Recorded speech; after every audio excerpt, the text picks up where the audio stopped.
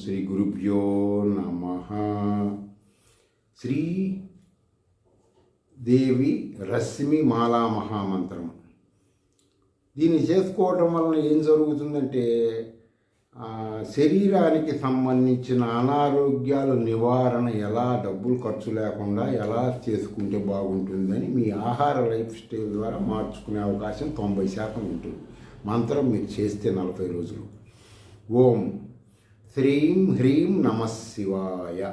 శ్రీం మహావజ్రేశ్వర దేవ నమః.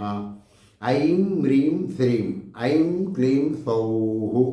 శ్రీం మహావజ్రేశ్వరి దేవి నమః.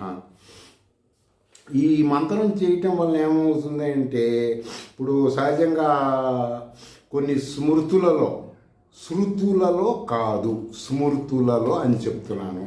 వీటిల్లో కొన్ని ధర్మగ్రంథాల్లో ఈ శ్రీ విద్యాపరంగా ఏ మంత్రాలు చేసినా కొన్ని సిద్ధులు కలుగుతాయి.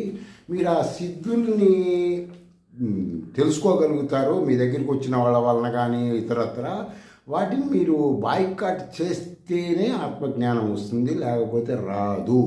కాబట్టి ఎవరే మంత్రాలు చేసినా వాళ్ళకి కొన్ని ఫీలింగ్స్ కలుగుతాయి. ఏంటండి ఆ ఫీలింగ్స్ అంటే, నెట్లోకి వెళ్ళి అష్టసిద్ధులు అంటే ఏంటో చెక్ చేసుకోండి, మీకు అన్నీ తెలుస్తాయి. కొంచెం నేను క్లుప్తంగా చెప్పాలంటే, ఇప్పుడు సహజంగా కొంతమందికి అనిమ, మహిమ, గరిమ, ప్రాప్తి ఇలాంటి మొత్తం ఈ విధంగా ఖడ్గమాల్లో వస్తాయి. మొత్తం 8 సిద్ధులు. ఒక్కొక్క సిద్ధి కలిగినప్పుడు, ఇప్పుడు ఆంజనేయ స్వామి ఉన్నాడు, ఆయన వచ్చేసి తన శరీరాన్ని బాగా చిన్నదిగా చేశాడు. ఈ సిద్ధులు మీకు తెలియాలని అలంకారముగా రామాయణంలో కథలుగా మీకు చెప్పారు. ఆయన చేశాడా లేదా అనేది కాదు ఇక్కడ సబ్జెక్టు.